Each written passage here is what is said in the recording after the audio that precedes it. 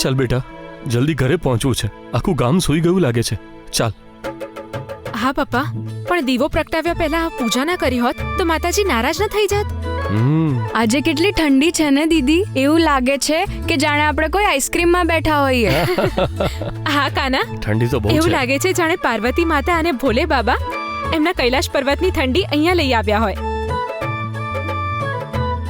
દીદી, ભોલે બાબા અને મૈયા સાચે જ મંદિરમાં ચોપાટ રમવા આવશે? કેમ ના આવે કાના? તે જોયું છે ને આપણે જે ચોપાટ પાથરી હતી, કાલે સવાર સુધીમાં એ એની જગ્યાએથી ખસી ગઈ હશે. જોજે. હવે એનો મતલબ તો એ જ થયો ને કે પાર્વતી માતા અને ભોલે બાબા ચોપાટ રમવા આવે છે. ભોલે બાબા અને મૈયામાંથી જીતે છે કોણ? બેટા, આ હાર અને જીત તો આપણા જેવા માટે હોય છે. ભગવાન તો એમના પાસા ફેંકીને સૃષ્ટિને રમત રમાડે છે. હા, અને એમને કોઈ હેરાન ન કરે એટલે જ મેં બધાને કહી દીધું છે કે રાત્રે ઘરની બહાર કોઈ ન નીકળે. આજે રાત્રે મૈયા અને ભોલે બાબાને જોવા જઈએ? કાના, માતાને જોવા માટે તારે મંદિર જવાની જરૂર નથી. તું એમને મનથી બોલાવીશ ને તો તું તારી મનની આંખોથી એમને જોઈ શકીશ. ચાલ. ચલો બેટા. આવી જા.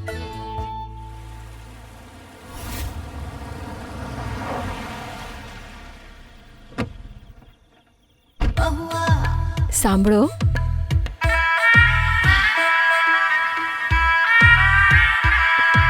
ખબર છે, દુનિયાના સૌથી કઠોર માણસ છો તમે.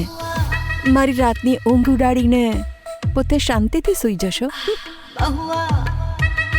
સપના પણ તારા જ જોઈશ ને.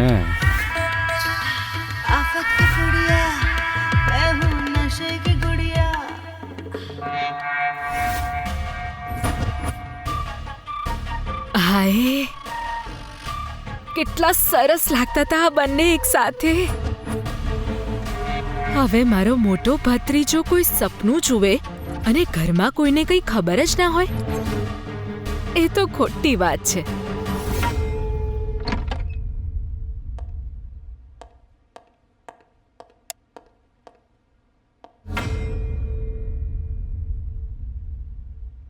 વિરેન્દ્ર,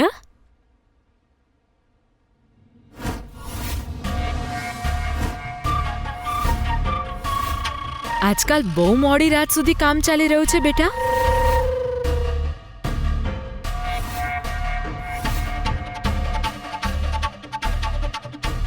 ક્યાં હતો?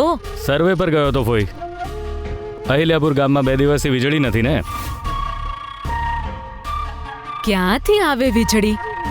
અરે વીજળીને તો તું સાથે લઈને રખડી રહ્યો હતો ને આખી રાત. જો કંઈ ખોટું કીધું હોય તો કે બેટા. ધ્યાન રાખવું જોઈએ ને. ઘરનો જુવાન દીકરો અડધી રાત્રે ઘરે આવે એ શોભે નહીં ને. દીદી,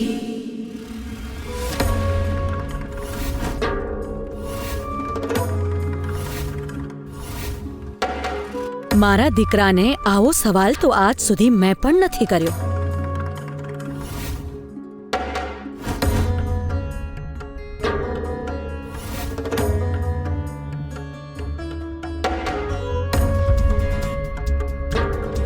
તો શું કહી રહ્યા હતા તમે? પોતાના બાળકો પર નજર રાખવીને મા બાપની જવાબદારી હોય છે. પણ જો મા ધ્યાન ન રાખે તો ઘરના કોઈ વડીલે તો રાખવું જ પડશે ને ભાભી. હે ને? મારા દીકરાની ચોકીદારી છોડીને જો તમે તમારા દીકરા રણજીત પર નજર રાખી હોત ને તો આજે એ કોઈ સારું કામકાજ કરી રહ્યો હોત. મારો દીકરો એટલો જવાબદાર છે કે મારે એના પર નજર રાખવાની જરૂર નથી પડતી દીદી. પછી ભલે અડધી રાત્રે ઘરે કેમ ના આવે, મને એના પર પૂરો ભરોસો છે. બસ 2 મિનિટ પહેલા જો બારીએ ઊભા રહીને જોઈ લીધું હોત ને ભાભી તો ખબર પડત કે તમારો દીકરો તમારા ભરોસાના પતંગને કેવી રીતે ઉડાવી નથી રહ્યો, કાપી રહ્યો છે. શું મતલબ? મને શું પૂછો છો? તમારા દીકરાને જ પૂછો ને.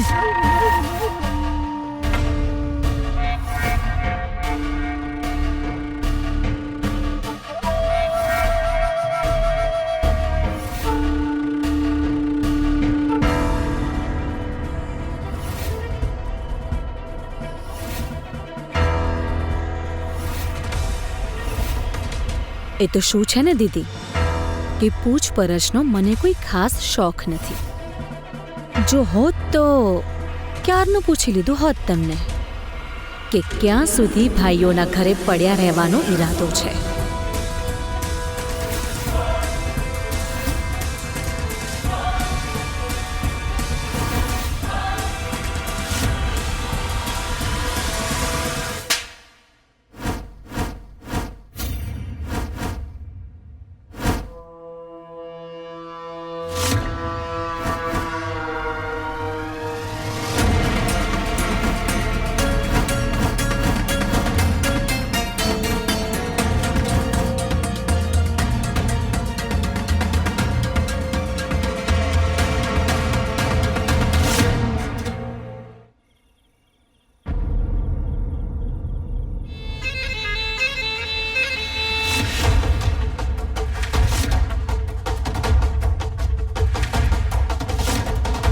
તારી રાહ જોવામાં જો ને આ ઠંડીમાં થીજીને હું ફૂલમાંથી ભારી કાળી બની ગઈ છું.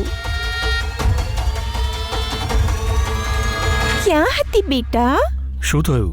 તું આ થાળી લઈને દરવાજાની બહાર કેમ ઊભી છે? આજે ગૌરી માટે જમવાનું નહોતું બચ્યું ને, તો જુઓ મેં મારા હાથે એના માટે ભાત બનાવ્યા છે. હવે તમે જ કહો પંડિતજી, કોઈ માં પોતાની દીકરીને ભૂખ્યા પેટે સુધી જોઈ શકે છે? આવ બેટા આવ, આવી જા. તારા હાથે ખાઈશ કે હું ખવડાવું? હું ખાઈ લઈશ મમ્મી. એક નંબર. હા, ચાલ ચાલ ખા, ખાઈ લે. ખા ખા.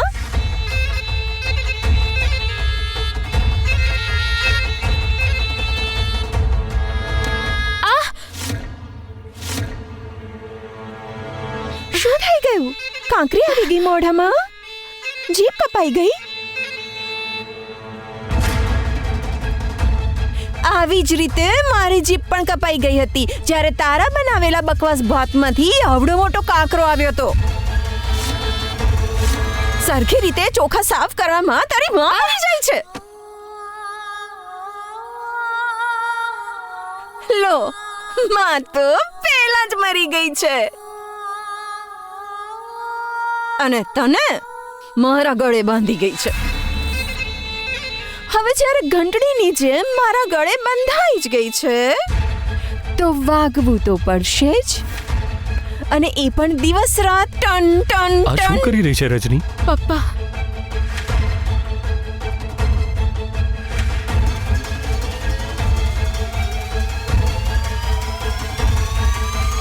માં, મારાથી ભૂલ થઈ ગઈ માં. એ જ તો હું પણ કહી રહી છું કે હવે ભૂલ કરી છે તો સજા ભોગવ. આ બધા કાંકરાવાળા ભાત તું અત્યારે જ પૂરા કરીશ. બેસ, મોઢું ખોલ.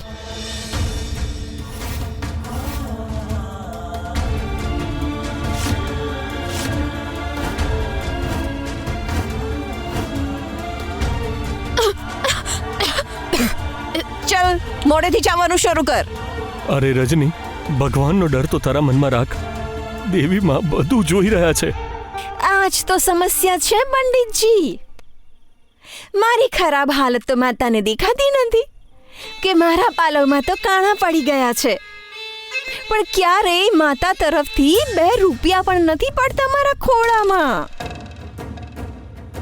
હવે તો એવું લાગી રહ્યું છે કે લોહી વેચીને 4 પૈસા કમાવાનો વારો આવી ગયો છે, પણ ના, લોહી તો બધું તારી છોકરી પી ગઈ છે.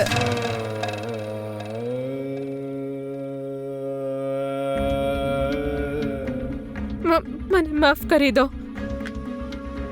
ભૂલ મારી છે અને મને તમારી સજા મંજૂર છે. સજા મંજૂર છે ને? આ ભાત અત્યારે ને અત્યારે પૂરા કર. બેસ બેસ.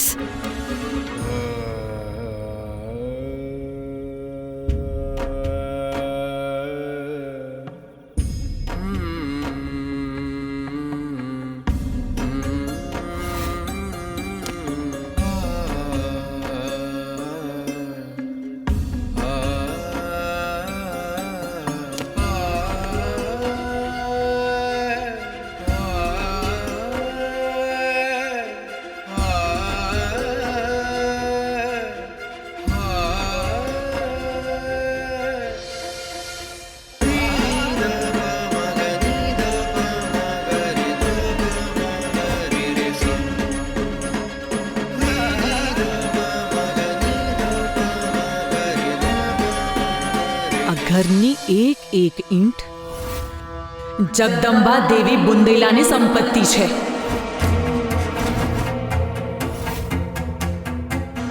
આજે મોંઘી મોંઘી સાડીઓ, આ ઘરેણાં, આ ઘરમાં જે ઇજ્જત તને મળી રહી છે ને, એ પણ મારા કારણે છે.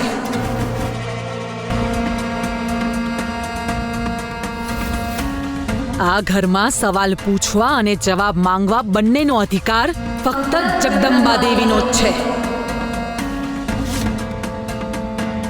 મારી દીકરી આ ઘરમાં ક્યાં સુધી રહેશે એ પણ ફક્ત હું જ નક્કી કરીશ.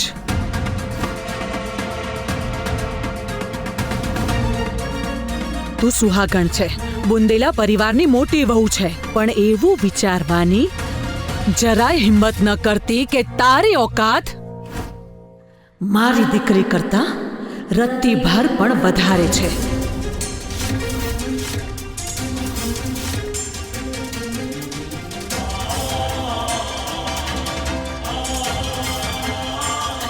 માતાજી પણ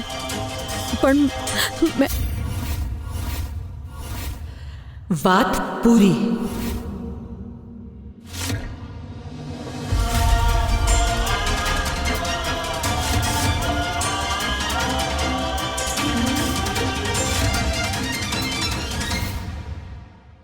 અને તું, ઉષાને હું વળી છું ખરી, પણ એ જે કંઈ કહેતી હતી એ ખોટું તો નથી ને?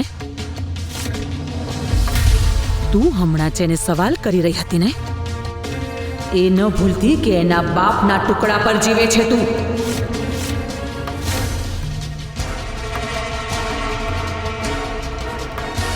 તારો સ્વભાવ એવો બનાવીને રાખજે કે મારા ગયા પછી ક્યાંક એવું ન થાય કે તારી ભાભીઓ તને રસ્તા પર ભીખ માંગવા માટે છોડી દે.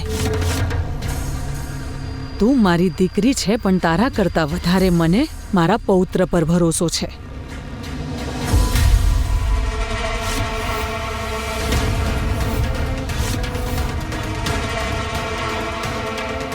મારો પૌત્ર વિરેન્દ્ર ત્યાં જ લગ્ન કરશે જ્યાં હું ઈચ્છીશ.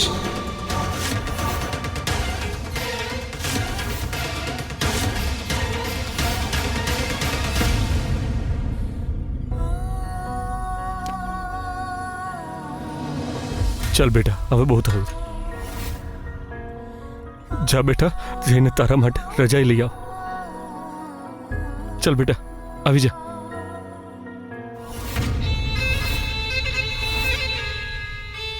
આજે ના રજાઈ મળશે ના તો ગાદલું.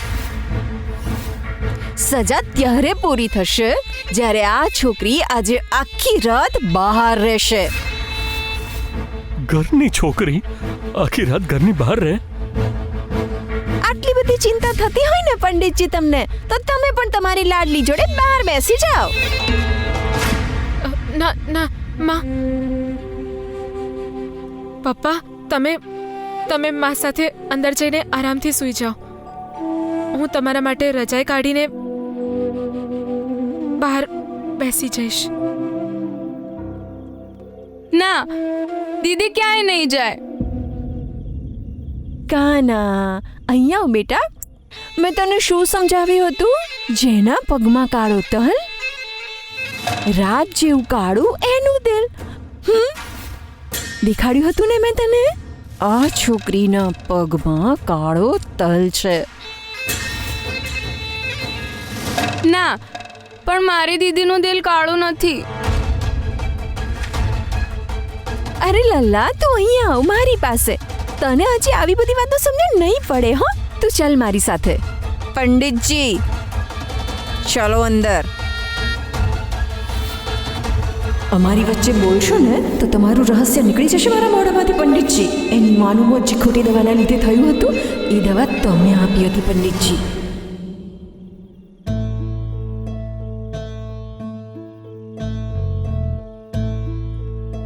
ચલો આવ બેટા, આવ મારા લાલા, આવ. કાના, જા અંદર જા. જા બેટા, જા.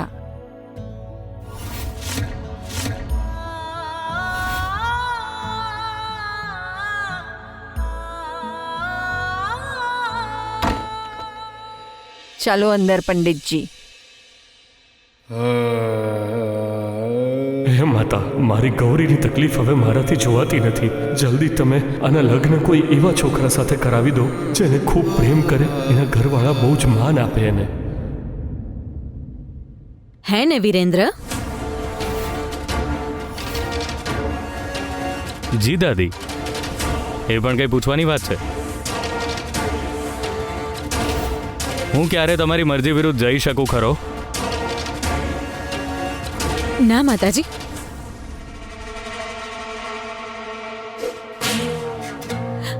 મારા દીકરા માટે હું વહુ મારી પસંદની લાવવા માંગુ છું. દુનિયાની સૌથી સુંદર છોકરી લાવીશું મારા વિરેન્દ્ર માટે, એ પણ એવી જે સ્ટેટસમાં પણ આપણી બરાબર હોય. શું ફાયદો આ બધી વસ્તુઓનો ઉષા? સુંદરતા તો 2 દિવસમાં જતી રહે છે અને પૈસો બુંદેલા પરિવારમાં એ પાણીની જેમ વહે છે. છોકરીની પસંદગી એના ભાગ્યને આધારે થાય છે, જે એને પોતાની સાથે લઈને આવે છે. હું મારા પૌત્ર વિરેન્દ્ર માટે મને ગમતી છોકરી પસંદ કરીને એ ભાગ્યની ભેટ એને આપવા માંગુ છું. પણ માતાજી, એ તો 9 મહિના એને પેટમાં રાખ્યો છે અને પોતાના દીકરા માટે બહુ પસંદ કરવાનું સપનું તો દરેક માનું હોય છે. સપના અને હકીકતમાં ફેર હોય છે ઉષા. આ ઘર માટે શું સારું છે, શું ખોટું છે, એ મારાથી સારું કોઈ નથી જાણતું. વિરેન્દ્ર, તારા રૂમમાં જા. જી દાદી. માતાજી, પણ માતાજી,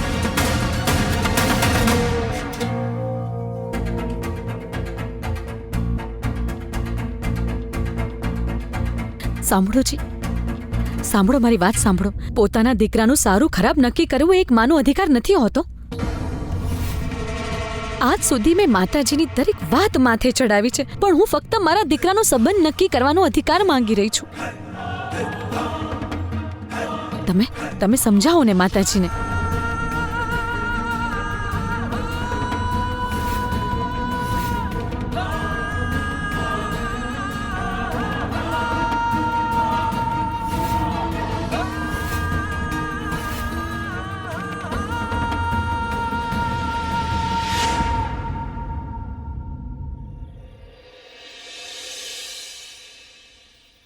હે ભગવાન, આટલી બધી ઠંડી આજે જ પડવાની શું જરૂર હતી? એવું લાગે છે જાણે હાડકાં જ થીજી જશે મારા.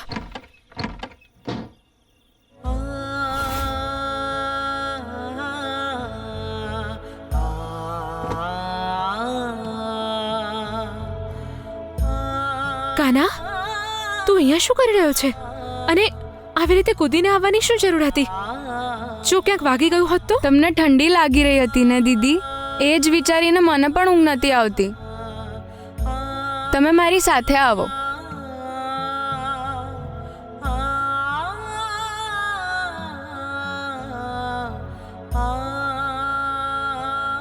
હવે તમને બિલકુલ ઠંડી નહીં લાગે દીદી.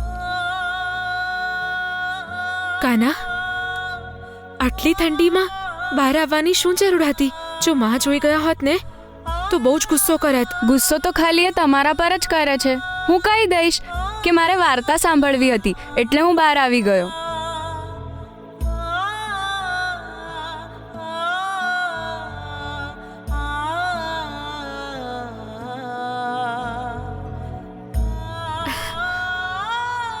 તું કેટલા સરસ બહાના કાઢે છે નહીં? ચાલો, હવે ધાબળો આપી દીધો ને, હવે જા, જઈને સૂઈ જા અને બારી સરખી રીતે બંધ કરજે. હો, થોડી વાર બેસીએ.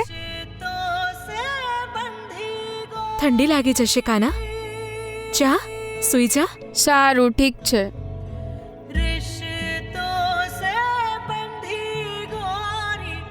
તમારા ભક્તના આરામનું ધ્યાન તમે રાખી જ લો છો ને. આપણે જે ચોપાટ પાથરી હતી, કાલ સવાર સુધીમાં એ એની જગ્યાએથી ખસી ગઈ હશે, જોજે. હવે બહાર આવી જ ગયો છું તો મંદિર જઈને ભોલે બાબા અને મૈયાને ચોપાટ રમતા જોઈ લઈએ.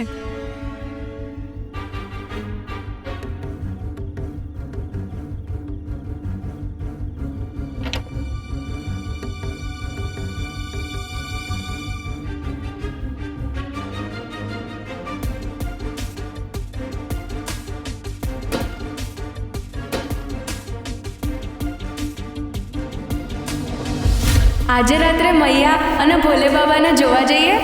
કાનો, જો કાનાએ મંદિર જઈને કપાટ ખોલી નાખ્યા તો અનર્થ થઈ જશે.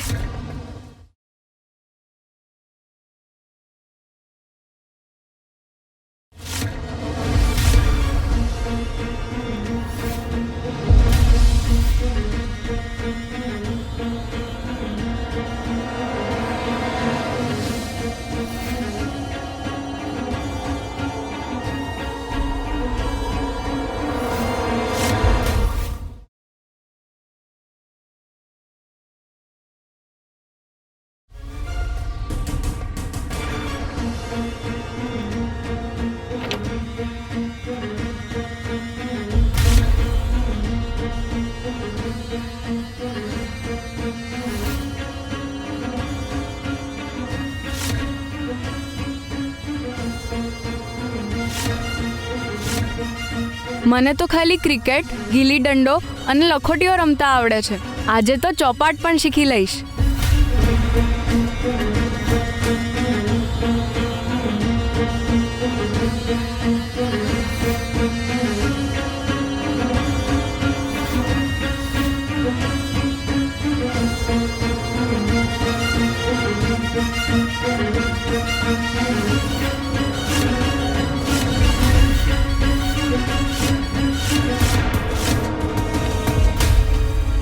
કાના, મેં તને ના પાડી તેને મંદિરમાં પ્રવેશ કરવાની. દીદી, બસ એક જ વાર જોવું છે. કાના, રાત્રે પૂજા કર્યા વગર ગર્ભગૃહમાં પ્રવેશ કરવો પાપ છે, પાપ. હું મૈયાને સોરી કહી દઈશ. કાના, સમજવાનો પ્રયત્ન.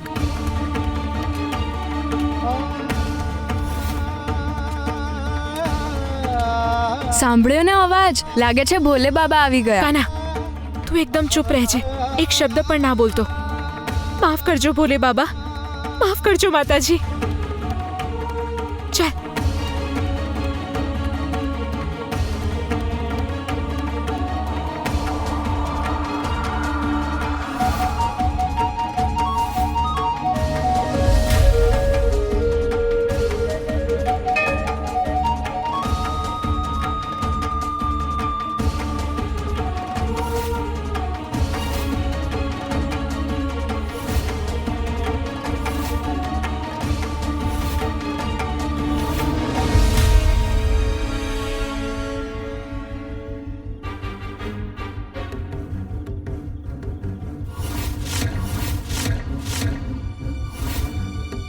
આ માણસ આટલી રાત્રે મંદિરમાં શું શોધી રહ્યો છે?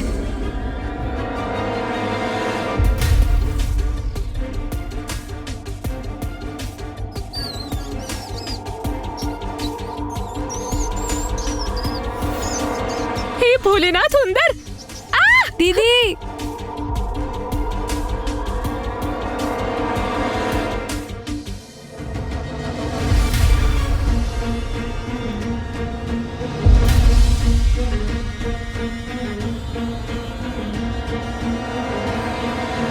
દીદી સંભાળીને.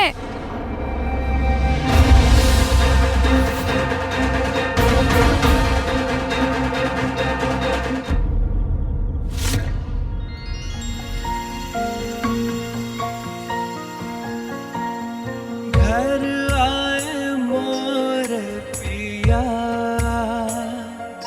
बाजी खुशियों की शहनाइयाँ घर आए मोर पिया बाजी खुशियों की शहनाइयाँ जगमग हुई अखियाँ हुई रंग रंगीली रतियाँ घर आए मोर पिया